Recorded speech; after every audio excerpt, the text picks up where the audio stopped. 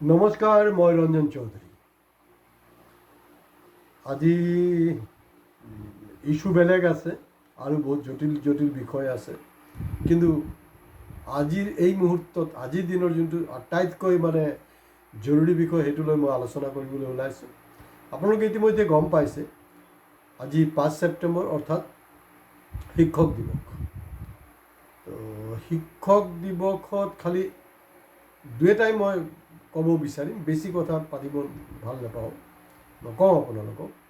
কাৰণ শিক্ষকসকল অলৰেডি শিক্ষা দীক্ষাই সুশিক্ষিত মানুহ, ইণ্টেলেকচুৱেল ক্লাছ, সজাগ জনতা, গতিকে তেওঁলোকক খুব বেছি মোক ক'বলৈ নাই। কিন্তু কিছু মই ইনফৰমেশ্যন দিব বিচাৰিছোঁ আপোনালোকক। কাৰণ মই দেখিছোঁ এই দুই এদিন পেপাৰত খুব সৰ্বপল্লী ৰাধাকৃষ্ণনৰ ৰেফাৰেঞ্চ লৈ বিভিন্ন শিক্ষকৰ ওপৰত বিভিন্ন ধৰণৰ প্ৰবন্ধ চবন্ধ ওলাই আছে, নিশ্চয় আপোনালোকে পঢ়িছে। তো শিক্ষক হোৱাৰ মোৰ সৌভাগ্য জীৱনত হৈছিল। মই এবাৰ নহয়, তিনিবাৰ চান্স পাইছিলোঁ। কিন্তু মোৰ অন্তৰাত্মাই বিচৰা নাই যে মই শিক্ষকতা কৰোঁ। মই সেইকাৰণে শিক্ষকতা চাকৰি লোৱা নাই। মই তিনিবাৰ কি সুযোগ পাইছিলোঁ, মই এইটো হেৰালোঁ বা মোৰ ইচ্ছা নাছিলে। কিন্তু আপোনাৰ প্ৰভুৰ এনেকুৱাই লীলা, যিজন মানুহে কাৰোবাক পঢ়াবলৈ বেয়া পাইছিলে, মই শিক্ষক হ'ব নোখোজোঁ, মই বেলেগ কিবা কাম কৰিম, সেইটোৱে মোৰ হেৰি আছিলে। কাৰণ আজিৰ দিনত চাওক, মানুহে শিক্ষকতা চাকৰি পোৱাটো একবাৰ পোৱাই কিমান টান, আৰু মই কিন্তু তিনিবাৰকৈ পাইছিলোঁ। খালি মোৰ জীৱনত মোৰ শিক্ষাগুৰুৰ লগত একদিনে খুব বেছি এম্বাৰেছিং চিটুৱেশ্যন হ'ল। এটা সময়ত 2003, 4, 5 এই সময়ছোৱাৰ কথা কৈ আছোঁ। এই সময়ছোৱাত সদৌ অসম কলেজ শিক্ষক সন্থা খুব শক্তিশালী এটা সংগঠন আছিলে। এতিয়া অৱশ্য তেনেকৈ নাই আৰু, পূৰা চৰকাৰৰ কথাতে উঠা বহা কৰি থাকে। কাৰণ বিভিন্ন টকা পইচা যিহেতু বাঢ়িছে, আৰু টকা পইচা বঢ়া বুলি নহয়, এনেও আৰু অলপ চামচাগিৰি কৰাটো এইটো হৈ গ'ল। উপায় নাই, আপোনালোকে বেয়া নাপাব, তেওঁলোকতো কলেজৰ প্ৰফেচাৰ হয়, কোনোবা শিক্ষক হয়, হ'ব পাৰে। কিন্তু চামচাগিৰিটো সাধাৰণ মানুহ চামচাগিৰি কৰিলে সেইটো চামচাগিৰি, কোনোবা শিক্ষকে যদি চামচাগিৰি কৰিছে সেইটো চামচাগিৰি হয়, বেলেগ আৰু কোনো ইণ্টাৰপ্ৰিটেশ্যন নাই। তো এই আন্দোলনৰ সময়ছোৱা 2003 পৰা 5, তো মোৰ কলেজৰ শিক্ষক সন্থাৰ ফালৰ পৰা মোক মতা হৈছিলে যে এটা ভাষণ দিবলৈ। চ' মই জীৱনত প্ৰথমবাৰৰ কাৰণে আটাইতকৈ বেছি মই এম্বাৰাছ হৈছিলোঁ, অস্বস্তি বোধ কৰিছিলোঁ যে যিসকল মোৰ শিক্ষাগুৰু, তেওঁলোকৰ সন্মুখত মই আকৌ কেনেকৈ তেওঁলোকক স্পীচ এটা দিম, শিক্ষা কেনেকৈ দিম, এইটো কেনেকৈ হ'ব পাৰে। তো যি নহওক, মই বহুত কষ্টত মই ভাবি আছিলোঁ যে মই বহুত কষ্টতে কথা বতৰাবিলাক পাতি আছোঁ। তাৰপিছত দেখোন মোৰ যিবিলাক শিক্ষাগুৰু, তেওঁলোকে আকৌ হাত পৰি আছে। চ' মই নিজে অলপ কনফিউজ হৈছোঁ। তো যি নহওক, মই মোৰ কনফিডেঞ্চ ৰাখি মই কথাখিনি কৈছোঁ। আৰু এটা বস্তু আপোনালোকে জানিব, যদি আপুনি কেতিয়াবা কোনো কথা সঁচা কথা অন্তৰ পৰা ক'ব পাৰে নহয়, এইটো কিন্তু এই মুহূৰ্তত হয়তো আপোনাৰ বেলেগৰ ওচৰত একচেপ্টেবল নালাগিব পাৰে, কিন্তু পিছত হৈ যাব। তো যি নহওক, মিটিং শেষ হোৱাৰ পিছত যেতিয়া ছাৰহঁতৰ লগত বহিলোঁ, চাহ তাহ খাই আছোঁ, তো ছাৰক মই এক্সপ্ৰেছ কৰিছোঁ যে ছাৰ, মোৰ মইতো য'তে ছেমিনাৰ হওক, মিটিং হওক, পাব্লিক মিটিং যি হওক, ভাষণ দিবলৈ মোৰ কোনো দিগদাৰ নাই। খালি ভাষণত কি হয়, যিবিলাক মানুহে দাৰু খায় নহয়, মদ খোৱা মানুহবিলাকৰ কি হয়, যিমান বেছি মদ খায় সিমান বেছি নেচা হয়। মোৰ এটা ভাল নেচা বা বেয়া নেচা সেইটো ক'ব পাৰে। মোৰ মিটিঙত যেতিয়া বহুত বেছি মানুহ হ'ব নহয়, যিমান বেছি মানুহ গোট খাব, সিমানে মোৰ উৎসাহটো আৰু বহু গুণ বাঢ়ি যায়, মই ক'ব পাৰোঁ। তো যি নহওক, মোৰ প্ৰফেচাৰতে ক'লে যে নাই ৰঞ্জন, তুমি বহুত ভাল স্পীচ দিছা, বহুত ভাল স্পীচ, আমি গৰ্বিত যে তুমি আমাৰ ষ্টুডেণ্ট। তাৰপিছতো তুমি এনেকৈ তোমাক মাতিছোঁ আমি, কাৰণ তোমাৰ সেই যোগ্যতাটো আছে, আৰু তুমি খুব ভালকৈ এক্সপ্লেইন কৰিছা। আৰু আমাৰ কাৰণ গোটেই প্ৰফেচাৰবিলাককতো তুমি পোৱা নাই তোমাৰ কলেজৰ লাইফত, নতুন প্ৰফেচাৰবিলাককো আপ্লুত হৈছে তোমাৰ ভাষণত। এইটো হ'লগৈ শিক্ষকতাৰ লগত মোৰ ব্যক্তিগত এক্সপিৰিয়েঞ্চৰ কথা কৈছোঁ। আপোনালোকৰ নিশ্চয় মনত আছে, ছাবস্ক্ৰাইব সেইটো কাৰণে কওঁ, ছাবস্ক্ৰাইব কৰিব। এডিআৰ স্কেমৰ ওপৰতো কিন্তু মই এটা হেৰি কৰিছিলোঁ, মানে মোৰ ইউটিউবত ফাৰ্ষ্ট টাইম কিন্তু আটাইতকৈ ভাইৰেল হোৱা মানে ভিডিঅ' সেইটোৱে আছিল এডিআৰ স্কেমৰ ওপৰত। তাতো মই কৈছিলোঁ। ইয়াত যে চুটিকৈ এটা বস্তুৱেই ক'ব বিচাৰিছোঁ, আমাৰ মুখ্যমন্ত্ৰী হিমন্ত বিশ্ব শৰ্মা ডাঙৰীয়াই কৈছে দেশ স্বাধীন হোৱাৰ পিছত নেকি একমাত্ৰ তেওঁৰ সময়তে ষষ্ঠ আৰু নিকা শিক্ষকৰ নিযুক্তি হৈছে। ইয়াৰ অৰ্থটো হ'ল যে মানে গোপীনাথ বৰদলৈৰ পৰা আৰম্ভ কৰি সৰ্বানন্দ সোণোৱাললৈকে গোটেই মানে ভ্ৰষ্টাচাৰ হৈছে, দুৰ্নীতি হৈছে। মানে আপোনাৰ যিজন শিক্ষাগুৰু আছিলে, মোৰ যিবিলাক শিক্ষাগুৰু আছিলে, তেওঁলোকৰ শিক্ষাগত অৰ্হতাক লৈ মানে প্ৰশ্ন আছে বা তেওঁলোকৰ যোগ্যতা নাছিলে। আৰু এইবিলাক কেলে ক'ব পাৰে জানেনে? এইবিলাক ক'ব পৰা একমাত্ৰ কাৰণটো কি জানেনে? যিজন প্ৰাইম মিনিষ্টাৰ এবাৰ ক'লে যে মই মেথ ক্লাছ 9 तक পঢ়া হ'ম। এতিয়া দেখা গৈছে যে কিমান মাষ্টাৰ ডিগ্ৰী, মানে কিমান ডিগ্ৰী মানে কোনো মাইবাপ নাইকিয়া হৈ গৈছে, ঢেৰ ডিগ্ৰী আৰু ইমান মানে বঢ়িয়া ডিগ্ৰী। আৰু সেই প্ৰধানমন্ত্ৰী মানে দেশ স্বাধীন হোৱাৰ পিছত আজি কবতি কোনো প্ৰাইম মিনিষ্টাৰ কিন্তু আমাৰ A+B হোল স্কোৱাৰ ফৰ্মুলা শিকোৱা নাই। আৰু তেওঁ শিক্ষক হৈ, তেওঁ শিক্ষাগুৰু হৈ আপোনাৰ A+B হোল স্কোৱাৰ ফৰ্মুলাৰ ধেচিয়া উৰাই দিলে আৰু মানে বৰবাদ কৰি দিলে, তছনছ কৰি দিলে।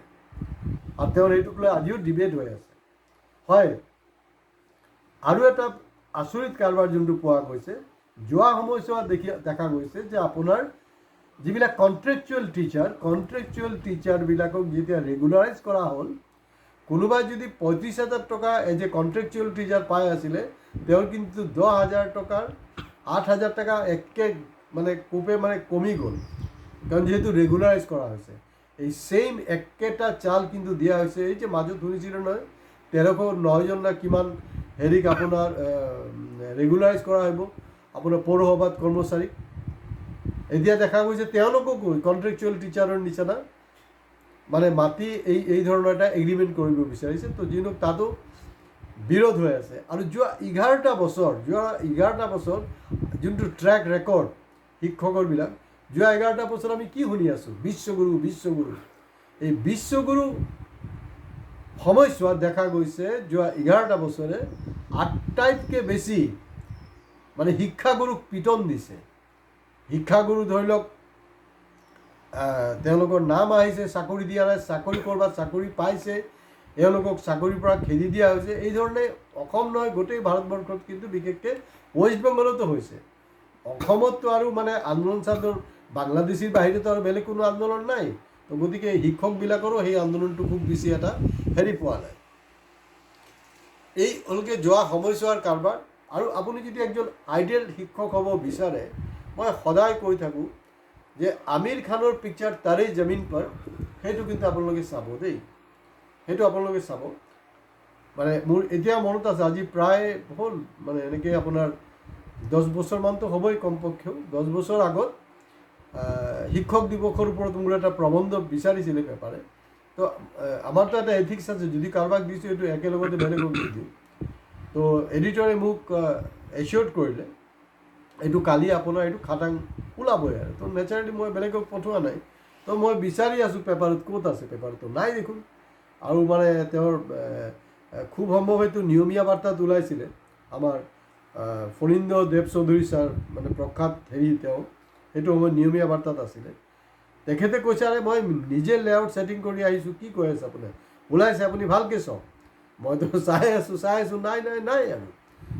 তাৰপিছত তেখেতে ক'লে যে তাত চাব এটা আমিৰ খানৰ পিকচাৰ আছে, এই তাতে সেইটো আপোনাৰ আৰ্টিকেল। বোলো ঠিকেইতো, আমিৰ খানৰ পিকচাৰ। তাৰমানে তেতিয়াও যে মই তাৰে জমিন পৰৰ যি ৰেফাৰেঞ্চটো দিছিলোঁ, তাৰমানে যিহেতু এই ৰেফাৰেঞ্চটো দিয়া হৈছে, সেইটো কাৰণে আমিৰ খান আৰু সেই যে আপোনাৰ ষ্টুডেণ্টটো আছে একেলগতে দিয়া হ'ল। এতিয়া যিবিলাক প্ৰাইভেট স্কুল আছে, মই এটা জনাব বিচাৰিছোঁ মুখ্যমন্ত্ৰী ডাঙৰীয়াক, কাৰণ মুখ্যমন্ত্ৰী ডাঙৰীয়াতো এতিয়া যোৱা 4.5 বছৰ মুখ্যমন্ত্ৰী নহয়, তেওঁ দৰাচলতে 2001ৰ পৰাই মানে উপ মুখ্যমন্ত্ৰী কাম কৰি আছে আৰু এতিয়াতো অফিচিয়েলি মুখ্যমন্ত্ৰী হয়। আৰু তেওঁৰ সময়ছোৱাত তেওঁ যেতিয়া শিক্ষা বিভাগৰ মন্ত্ৰী আছিলে বা তেওঁ যেতিয়া মুখ্যমন্ত্ৰী হৈছিলে, আটাইতকৈ বেছি দেশ স্বাধীন হোৱাৰ পিছত আটাইতকৈ বেছি কিন্তু মানে শিক্ষকবিলাকক অপমান কৰা হৈছে, মাতি অপমান কৰা হৈছে। সেইটো কিন্তু তেওঁৰ সময়ত এটা ট্ৰেক ৰেকৰ্ড হৈ আছে। সেই বস্তুটো আপোনালোকে মিলাই চাব যে মই সঁচা কৈছোঁ না মিছা কৈছোঁ। কমেণ্ট বক্স, মোৰ কথাবিলাক ব্লাইণ্ডলি মানে ছাপোৰ্ট কৰিব নালাগে। কমেণ্ট বক্সত গৈ কমেণ্টছ কৰিব আপোনালোকে, কমেণ্টছ কৰিবলৈ অলপ টান পায়, কোনো প্ৰব্লেম নাই। আপোনালোকে মোক গালি দিয়ক, মইতো আগতো কৈছোঁ, মোৰ প্ৰশংসা কৰিব লাগিব, গালি দিয়ক, কোনো প্ৰব্লেম নাই, গালি দিয়ক, কিন্তু কমেণ্ট বক্সত কমেণ্টছ দিয়ক। মইতো নিজক কমচে কম শুধৰণি কৰিবলৈ পাৰিম ন। আজিৰ দিনত যিবিলাক মানে বেচৰকাৰী স্কুলত দেখা গৈছে কি যে চৰকাৰৰ যোনটো মিনিমাম ৱেজ, বৰ্ডৰ মিনিমাম ৱেজ আছে, এই মিনিমাম ৱেজখিনিও দিয়া নহয়। আজি তিনিচুকীয়া পৌৰসভাৰ এই যে চাফাই কৰ্মচাৰী আছে, যিবিলাকে নলা চাফ কৰে, ৰাস্তা চাফা কৰে, ঝাৰু মাৰে, তেওঁলোকৰ মানে ন্যূনতম দৰমহা কিমান জানেনে? অসমৰ সৰহভাগ স্কুলত, ব্যক্তিগত খণ্ডৰ স্কুলত যি দৰমহা নাই তাতকৈও বেছি পায়, এইটো হ'লগৈ 15,000। তো গতিকে চৰকাৰেও সেইটো চকু দিয়া উচিত। চৰকাৰে কি কৰিছে এতিয়া যে বিভিন্ন ফৰমানবিলাক তেওঁলোকৰ এই ইনস্পেক্টৰ অফ স্কুলৰ যোগেদি পঠাই থাকে, এইটো অন্যায় হৈছেতো। তেওঁলোকেতো প্ৰাইভেট, তেওঁলোকৰ সুবিধা দিয়া নাই, তেওঁলোকক কোনো ছাবচিডি দিয়া নাই। হয়, আপোনালোকে বাইদেউহঁতক ভোটৰ কাৰণে কিবা মানে লাখপতি কোটিপতি আপোনাৰ হেৰি বনাবলৈ বিচাৰি আছে, কিন্তু য'ত দিব লাগে ছাবচিডি তাত আপোনালোকে দিয়া নাই, শিক্ষাগুৰুবিলাকক দিয়া নাই, মিনিমাম ৱেজ ইমপ্লিমেণ্টেশ্যন হোৱা নাই, তাত কোনো ছাবচিডি দিয়া নাই। ছাবচিডি তাত দিব লাগে, কাৰণ শিক্ষাটো হ'লগৈ এটা দেশৰ উন্নয়নৰ মাপকাঠি। যদি শিক্ষা যদি সুশিক্ষিত যদি কৰিব পৰা নাযায়, কাৰণ ইয়াৰ মানে ৰাজহাড় হিচাপে সদায় শিক্ষক শিক্ষয়িত্ৰীবিলাকে কাম কৰি আছে, কিন্তু সেইটোৰ প্ৰতি চৰকাৰৰ কোনো চকু নাই। কল্পনা কৰকচোন বাৰু, মিউনিচিপালিটি তিনিচুকীয়া পৌৰসভাৰ নালা কটা একজন কৰ্মচাৰী 15,000 টকা পাই আছে, আৰু প্ৰাইভেট স্কুলত 5,000 টকা দিয়ে, 7,000 টকা দিয়ে, তেনেকুৱা কণ্ডিশ্যন। তাত PF নাকাটে, তাত গ্ৰেজুইটি নাই, কিন্তু হয় চৰকাৰৰ ফৰমানবিলাক সব ফুলফিল কৰিব লাগিব। আৰু কিছু আপোনাৰ ভেঞ্চাৰ স্কুলো আছে, সমানে কাম কৰায়, যিবিলাক অলৰেডি চৰকাৰী স্কুল সমানে কাম কৰায়, কিন্তু তেওঁলোকৰ সেই অনুপাতে নাই। আৰু এই যে অন্যায়টো কৰিছে, এই অন্যায়ৰ যোগেদি অকল মিনিমাম ৱেজ ইমপ্লিমেণ্টেশ্যন ভায়োলেশ্যন নহয়, সুপ্ৰিম কোৰ্টৰ যোনটো ৰায় আছে যে ছেইম ৱৰ্ক ছেইম পে, অৰ্থাৎ একজন চৰকাৰী কৰ্মচাৰী শিক্ষকে যদি 40,000 টকা দৰমহা পায়, তেতিয়া কিন্তু প্ৰাইভেটজনেও কিন্তু সমানে সি 40,000 টকা পাব লাগিব। সেই বস্তুবিলাক কিন্তু কৰা হোৱা নাই। সুপ্ৰিম কোৰ্টৰ ভাৰ্ডিক্ট শিক্ষকৰ ক্ষেত্ৰত ভায়োলেশ্যন হৈছে, মিনিমাম ৱেজ ভায়োলেশ্যন হৈছে, ছ'চিয়েল ছিকিউৰিটি ভায়োলেশ্যন হৈছে, আৰু আটাইতকৈ দুখ লগা কথাটো হ'ল যিখন ৰাষ্ট্ৰৰ শিক্ষাগত অৰ্হতাক, প্ৰধানৰ শিক্ষাগত অৰ্হতালৈ প্ৰশ্ন উঠিছে, গোটেই বিশ্বত চৰ্চিত হৈ আছে, ইয়াতকৈ লাজৰ কথা কি হ'ব পাৰে? আৰু যোৱা 11টা বছৰত আমি এফালে কৈ আছোঁ বিশ্বগুৰু, কিন্তু সেই বিশ্বগুৰু কৈ থকা সময়তে আটাইতকৈ বেছি শিক্ষাগুৰুবিলাকৰ ওপৰত নিৰ্যাতন আৰু অন্যায় হৈছে। আজি ইয়াতে শেষ কৰিছোঁ। ভিডিঅ' ভাল লাগিলে শ্বেয়াৰ কৰিব, লাইক কমেণ্টছ নিশ্চিতভাৱে কৰিব, আৰু ছাবস্ক্ৰিপশ্যনটো মই সদায় আপোনালোকৰ পৰা বিচাৰিম। নমস্কাৰ।